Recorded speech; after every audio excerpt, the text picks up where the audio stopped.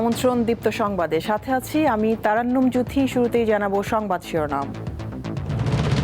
চাঁদপুরে খাল পুনর্খনন কাজের উদ্বোধন করলেন প্রধানমন্ত্রী। বললেন, সরকার যখন প্রতিশ্রুতি পূরণ শুরু করেছে তখন কিছু মানুষ জনমনে বিভ্রান্তি ছড়াচ্ছে। প্রতিশ্রুতি ইনশাআল্লাহ পর্যায়ক্রমিকভাবে যদি আমরা বাস্তবায়ন করতে পারি, দেশের মানুষের ভাগ্যের পরিবর্তন হবে।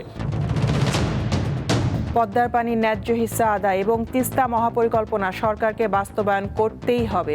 রাজশাহীতে 11 দলীয় জোটের সমাবেশে জামায়াতের আমির। পদ্মায় পানি আনতে হবে, পদ্মার পানি আমাদের ন্যায্য পাওনা, তিস্তার পানি আমাদের ন্যায্য পাওনা। রংপুরে বেগম রোকেয়া বিশ্ববিদ্যালয়ের সাবেক উপাচার্য অধ্যাপক হাসিবুর রশিদ রাজধানীতে গ্রেপ্তার। তিনি আবু সাইদ হত্যা মামলায় ট্রাইব্যুনালে 10 বছরের সাজাপ্রাপ্ত।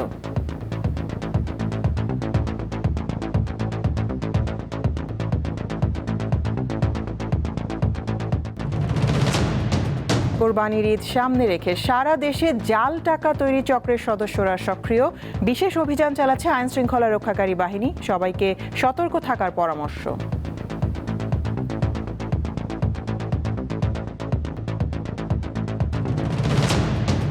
কয়েক দফা যুদ্ধবিরতির পরও লেবাননে হামলা বন্ধ করেনি ইসরায়েল। চলছে ধ্বংসযজ্ঞ।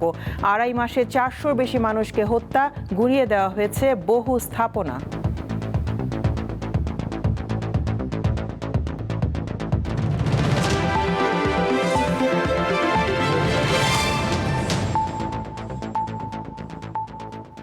প্রধানমন্ত্রী তারেক রহমান বলেছেন, সরকার যখন প্রতিশ্রুতি পূরণ শুরু করেছে তখন কিছু মানুষ জনমনে বিভ্রান্তি ছড়াচ্ছে। জনগণকে সজাগ থাকতে হবে যাতে ফ্যামিলি কার্ড, কৃষক কার্ড ও খাল খনন কর্মসূচি কেউ বাধাগ্রস্ত করতে না পারে। আজ চাঁদপুরে খাল পুনর্খনন কাজের উদ্বোধন উপলক্ষে আয়োজিত সমাবেশে তিনি এসব কথা বলেন। সেখানে 10 নারীর হাতে ফ্যামিলি কার্ড তুলে দেন প্রধানমন্ত্রী। শনিবার দিনভর নানা কর্মসূচিতে অংশ নেন প্রধানমন্ত্রী তারেক রহমান। বিকেলে চাঁদপুর সদরের বিশ্বখাল পুনঃখনন কাজের উদ্বোধন করেন তিনি। পরে এ উপলক্ষে আয়োজিত সমাবেশে যোগ দেন। এ সময় প্রধানমন্ত্রী বলেন, গত 16 বছর উন্নয়নের নামে মানুষের বিপুল সম্পদ বিদেশে পাচার করা হয়েছে, ধ্বংস করা হয়েছে বিভিন্ন খাত। দেশের মানুষের উপরে অত্যাচার করেছে, নির্যাতন করেছে, গুম করেছে, খুন করেছে, মানুষকে গুলি করে হত্যা করেছে, মানুষকে গুলি করে জখম করেছে।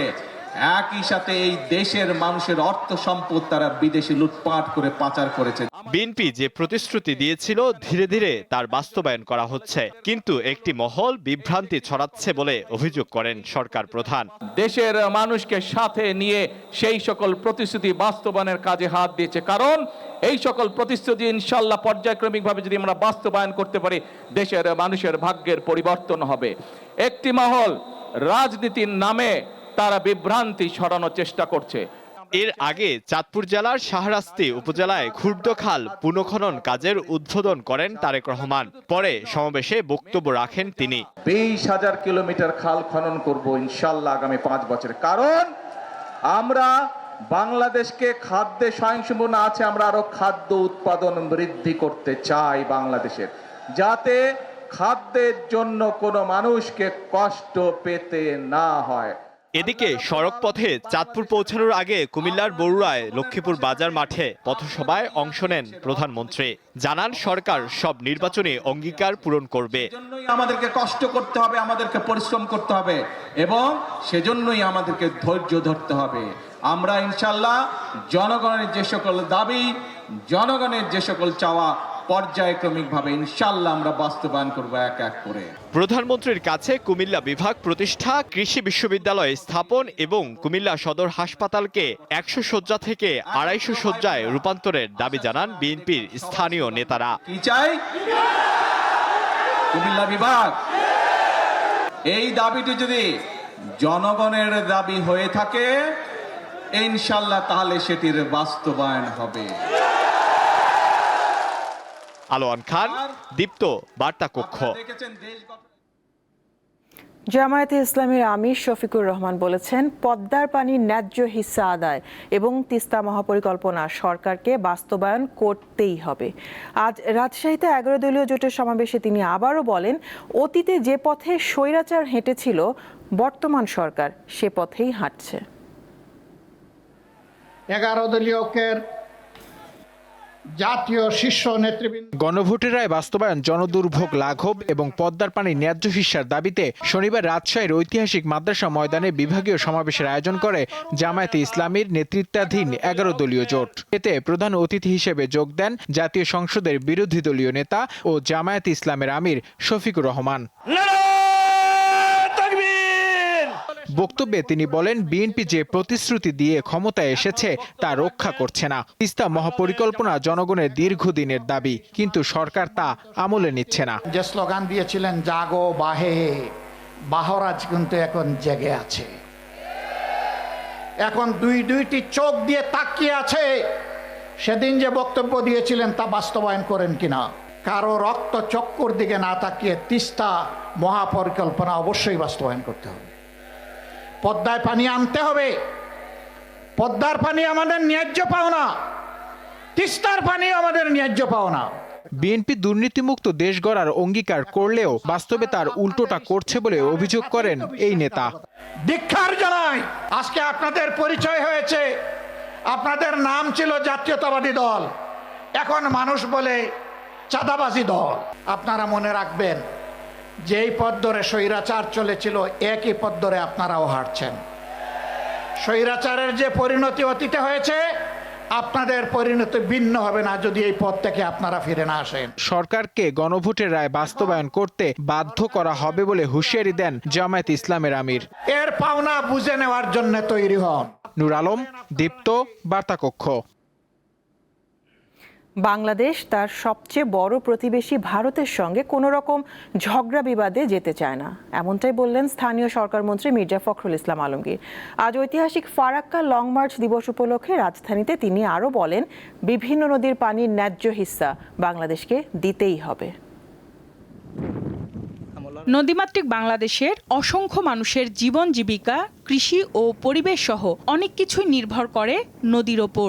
ভারত 1975 সালে গঙ্গা নদীর ওপর নির্মিত ফারাক্কা বাঁধ চালু করলে শুষ্ক মৌসুমে বাংলাদেশের পদ্মা নদীতে পানি প্রবাহ অনেক কমে যায়, ফলে কৃষি সহ বিভিন্ন ক্ষেত্রে এর নেতিবাচক প্রভাব পড়ে। 1976 সালের 16 মে রাজশাহী থেকে ফারাক্কা বাঁধ অভিমুখে লং মার্চ করেন মজলুম জননেতা মাওলানা আব্দুল হামিদ খান ভাসানী। 17 মে সীমান্তের কাছে কানসাটে গিয়ে তা শেষ করা হয়। ঐতিহাসিক এ দিনটির স্মরণে শনিবার রাজধানীর কেন্দ্রীয় শহীদ মিনারে আলোচনা সভার আয়োজন করে ভাসানী জনশক্তি পার্টি। এতে প্রধান অতিথির বক্তব্য রাখেন স্থানীয় সরকার মন্ত্রী। তিনি দুই দেশের সুসম্পর্ক বজায় রাখার উপর গুরুত্ব আরোপ করেন। ভারত আমাদের প্রতিবেশী, সবচেয়ে বড় প্রতিবেশী। আমরা প্রতিবেশীর সঙ্গে কখনোই ঝগড়া বিবাদ করে দিয়ে যাওয়ার পক্ষপাতী নই, আমরা যেতেও চাই না। যার কোনো টাল বাহানা না করে এই ডিসেম্বর মাসে আমাদের চুক্তি যেন নবায়ন করা হয়, সেটা অনির্দিষ্ট কালের জন্য করা হয়, নেক্সট চুক্তি না হওয়া পর্যন্ত। এর আগে সকালে ফারাক্কা লং মার্চ দিবস উপলক্ষে ইঞ্জিনিয়ার্স ইনস্টিটিউশনে বিএনপির আলোচনা সভায় বক্তব্য রাখেন মির্জা ফখরুল। বলেন, পানির ন্যায্য হিস্সা আদায় না হলে বাংলাদেশ ব্যাপক ক্ষতির মুখে পড়বে। গঙ্গা নদী বা পদ্মা নদী, যেটা আমাদের প্রায় 1/3 মানুষের উপর বেশি মানুষকে তার জীবন জীবিকা নিয়ন্ত্রণ করে, জীববৈচিত্র্যকে নিয়ন্ত্রণ করে, সেই বাঁধ অর্থাৎ ফারাক্কা বাঁধ নির্মিত হলে যে এই দেশের মানুষের জীবন জীবিকা বিনষ্ট হবে, জীববৈচিত্র্য বিনষ্ট হবে এবং এর পরিবেশ, সেই পরিবেশ নষ্ট হয়ে যাবে। সঞ্জিদা প্লাবনী, দীপ্ত সংবাদ, ঢাকা। রংপুরে বেগম রোকেয়া বিশ্ববিদ্যালয়ের সাবেক উপাচার্য অধ্যাপক মোহাম্মদ হাসিবুর রশিদকে গ্রেপ্তার করেছে রাজধানীর মোহাম্মদপুর থানা পুলিশ। তাকে জুলাই গণ অভ্যুত্থানে প্রথম শহীদ আবু সাঈদ হত্যা মামলায় 10 বছরের সাজা দিয়েছে আন্তর্জাতিক অপরাধ ট্রাইব্যুনাল। আজ রাত 8টার দিকে মোহাম্মদপুরের সলিমুল্লাহ রোডের একটি বাসা থেকে তাঁকে গ্রেপ্তার করা হয়। ঢাকা মহানগর পুলিশ এই তথ্য নিশ্চিত করেছে। জুলাই গণ অভ্যুত্থানের পর থেকে অধ্যাপক হাসিবুর রশিদ পলাতক ছিলেন। তিনি ঢাকা বিশ্ববিদ্যালয়ের ম্যানেজমেন্ট ইনফরমেশন সিস্টেম বিভাগের শিক্ষক ছিলেন। 2021 সালের জুনে বেগম রোকেয়া বিশ্ববিদ্যালয়ের উপাচার্য হন তিনি। জুলাই গণ অভ্যুত্থানের সময় হাসিবুর রশিদ বিশ্ববিদ্যালয়টির উপাচার্যের দায়িত্বে ছিলেন। চলতি বছরের 9 এপ্রিল আবু সাঈদ হত্যা মামলার রায় হয়। এতে 30 আসামির মধ্যে 25 জনকে বিভিন্ন মেয়াদে সাজা দেয় আন্তর্জাতিক অপরাধ ট্রাইব্যুনাল।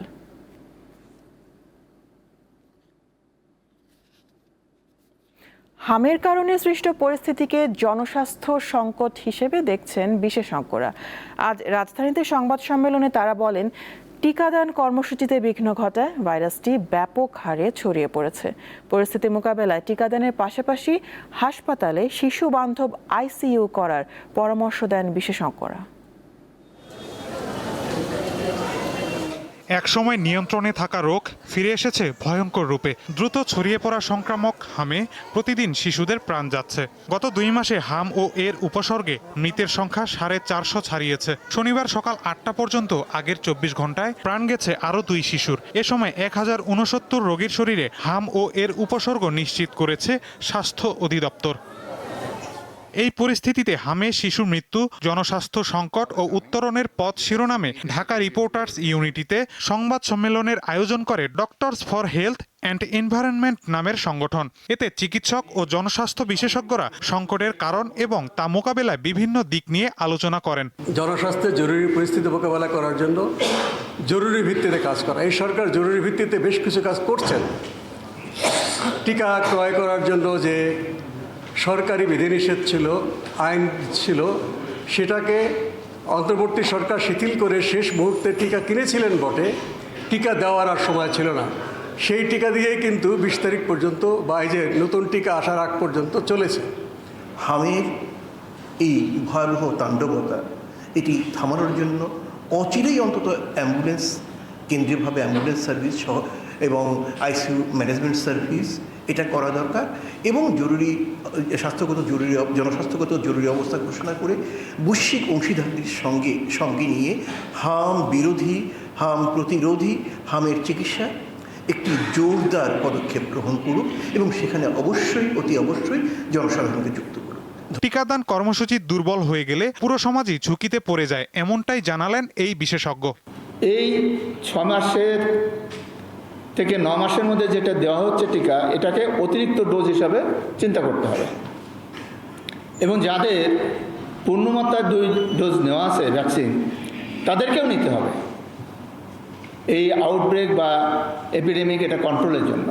এটা নিয়ন্ত্রণ করতে হলে আমাদের এখানে বলা হয়েছে যে 90% বেশি শিশুকে টিকার আওতায় আনতে হবে এবং টিকা মানে পূর্ণমাত্রায় টিকা।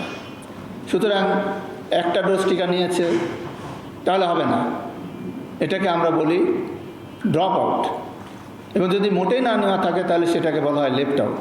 এই ড্রপ আউট এবং লেফট আউট কারা আছে তাদেরকে শনাক্ত করে টিকার আওতায় আনতে হবে। তো শনাক্ত করব কি করে? তার ডোর টু ডোর যেতে হবে, একটা রিপোর্টিং সিস্টেম থাকতে হবে। হামের কারণে সৃষ্ট পরিস্থিতি মোকাবেলায় চিকিৎসা ব্যবস্থা জোরদারের পাশাপাশি টিকা কর্মসূচির বিষয়ে জনসচেতনতা বাড়ানোর উপর গুরুত্ব আরোপ করেন বিশেষজ্ঞরা। মাহিদুর রহমান, দীপ্ত সংবাদ, ঢাকা। কোরবানির ঈদ সামনে রেখে সারা দেশে জাল টাকা তৈরি চক্রের সদস্যরা সক্রিয় হয়ে উঠেছে।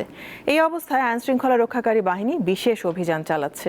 ব্যক্তি পর্যায়ে জাল নোট নিয়ে প্রতারিত হওয়া ঠেকাতে সচেতন হওয়ার পরামর্শ পুলিশের। ঈদ এলেই বছরের অন্যান্য সময়ের তুলনায় বাজারে বেশি ছড়িয়ে পড়ে জাল টাকা। সামনেই কুরবানির ঈদ, এ সময়ে অনেকে ভ্রাম্যমাণ দোকান থেকে নতুন টাকা কেনেন, কিন্তু সেই টাকা যে জাল নয় তার নিশ্চয়তা কোথায়? এটা তো আমরা ঠিক পাই, জাল দিতে পারবো না। ওইটা ঠিক না পাইলে তো আমার চালানই থাকবে না, দেখা গেছে 2-4-6 মাসে আমার চালান শেষ।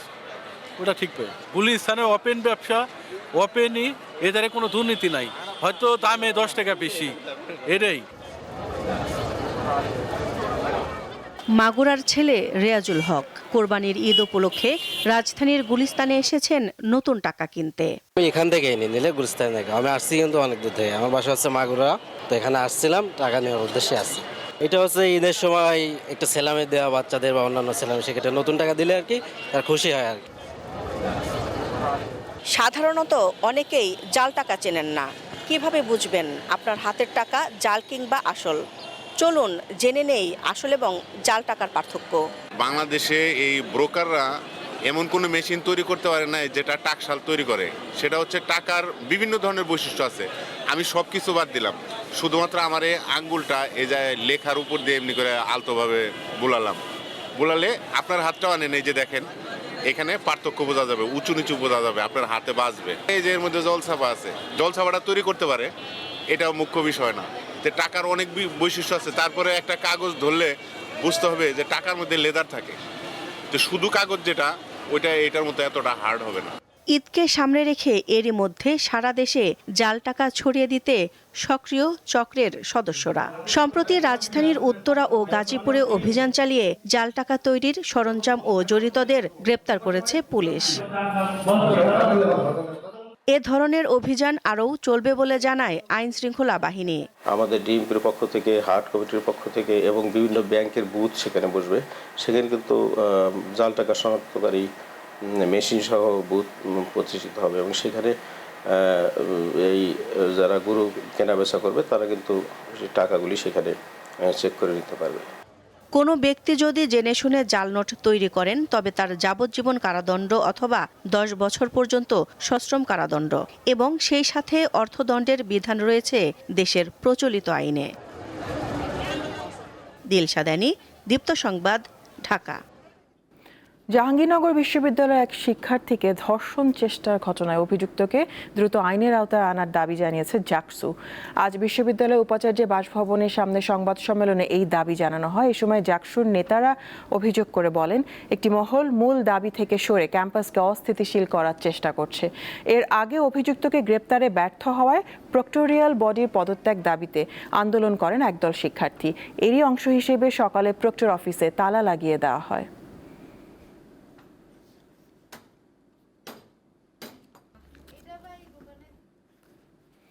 চলে গেলেন জনপ্রিয় কন্টেন্ট ক্রিয়েটর ও অভিনেত্রী কারিনা কায়সার।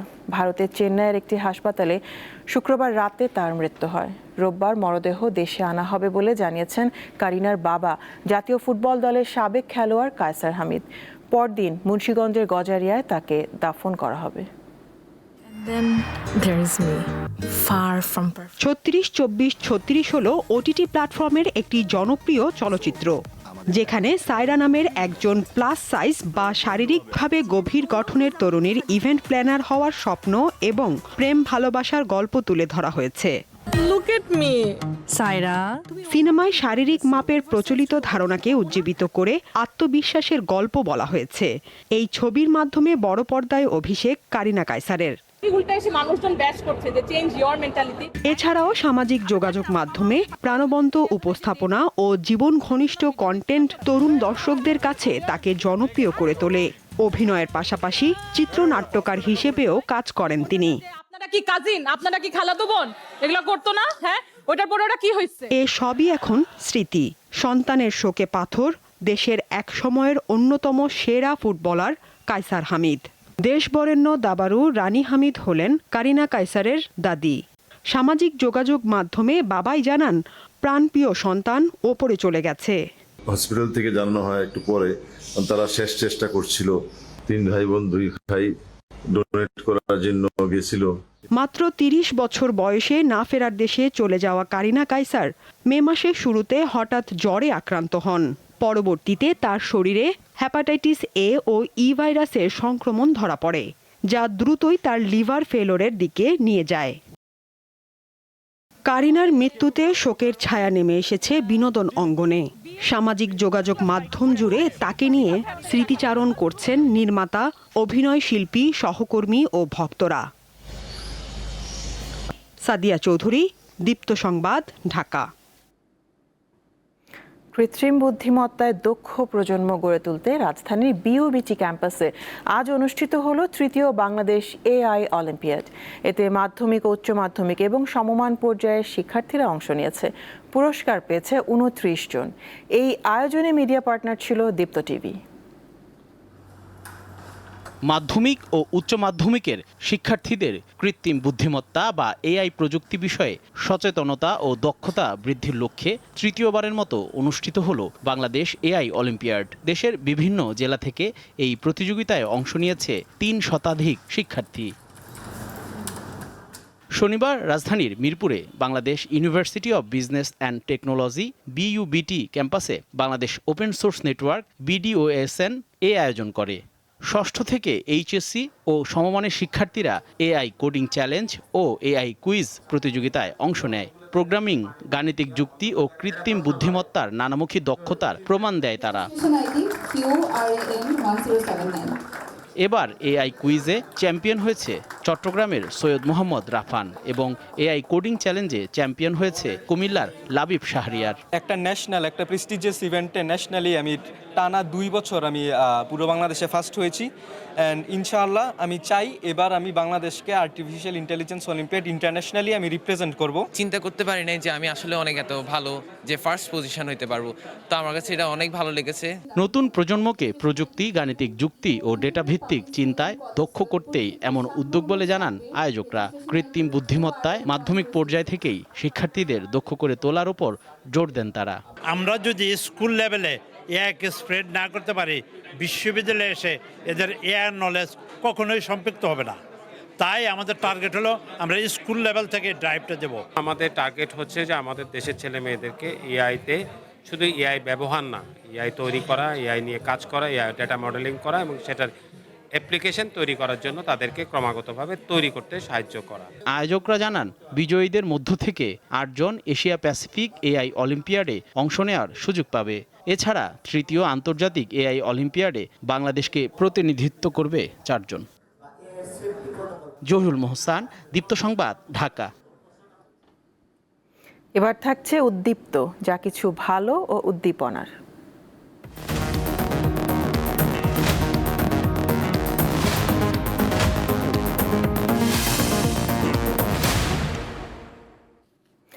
ইউটিউব দেখে ইংরেজি শিখে সামাজিক যোগাযোগ মাধ্যমে ভাইরাল হয়েছেন দিনাজপুরের এক ট্রাক্টর চালক।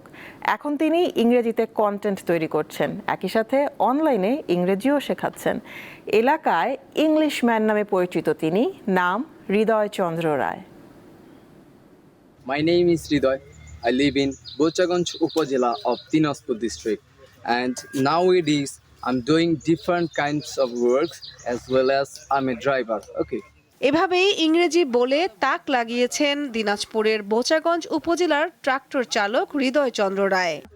My present conditions is not good, so that I can't continue my study actually because I'm a worker, so it's too much hard to continue work and study together. So you know that in Bangladesh we need a lot of money to study, so that এরই মধ্যে Facebook ও ইউটিউবে ইংরেজি ভাষায় content তৈরি করে ব্যাপক পরিচিতি পেয়েছেন তিনি।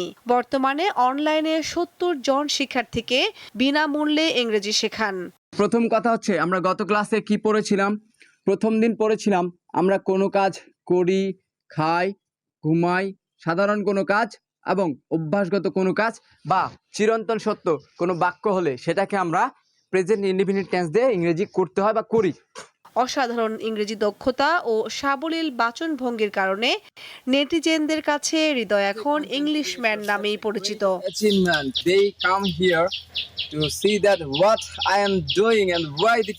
শুধু টেলিভিশনে ইংরেজি সংবাদ এবং ইংরেজি জানা মানুষদের অনুসরণ করেই সফল হয়েছেন হৃদয়। সন্তানের এমন সাফল্যে গর্বিত হৃদয়ের বাবা মা। ফেসবুকে ইংলিশ বকে, আমি বলি আচ্ছা এ কি বকে, সব সময় দিনে রাতে রাস্তাঘাটে যেখানে যাচ্ছে ঘরে দুয়ারে সবসময় খালি ইংলিশে কথা বলে। আমরা তো অত ইংলিশ জানি না, আমরা তো অত পড়ালেখা করি নাই, অল্প স্বল্প করছি। যদি ইচ্ছা হয় সরকার যেন তাকে একটু ভালো চোখে দেখে, যে তার গতিবেগ দেখে, যোগ্যতা দেখে যদি মনে হয় যে সরকার তাকে কিছু সাহায্য করতে পারে। 2018 সালে এসএসসি এবং 2020 সালে এইচএসসি পাশ করার পর সেতাবগঞ্জ সরকারি কলেজে পদার্থবিজ্ঞানে অনার্সে ভর্তি হলেও অভাবের কারণে আর লেখাপড়া এগিয়ে নিয়ে যেতে পারেনি হৃদয়। And I have already started my journey. I want to be an English teacher because English is an international language, so that Kamrun Nahar, দীপ্ত, বার্তা কক্ষ। যুদ্ধবিরতির পরও লেবাননে হামলা বন্ধ করেনি ইসরায়েল। 3 দফা সময় বাড়ানোর পর গতকাল নতুন করে 45 দিনের যুদ্ধবিরতিতে সম্মত হয়েছে দেশ দুটি, কিন্তু থামেনি ইসরায়েলি বাহিনীর হত্যা ও ধ্বংসযজ্ঞ। 2.5 মাসে হত্যা করা হয়েছে 400-র বেশি মানুষকে। এই অবস্থায় বেনিয়ামিন নেতানিয়াহুর বাহিনীর উদ্দেশ্য নিয়ে প্রশ্ন উঠেছে। যে রাতে ইরানের উপরে ভয়াবহ হামলা চালায় যুক্তরাষ্ট্র, তার ঠিক 2 দিন পরে লেবাননেও একইভাবে নারকীয় তাণ্ডব চালায় ইসরায়েলের বাহিনী।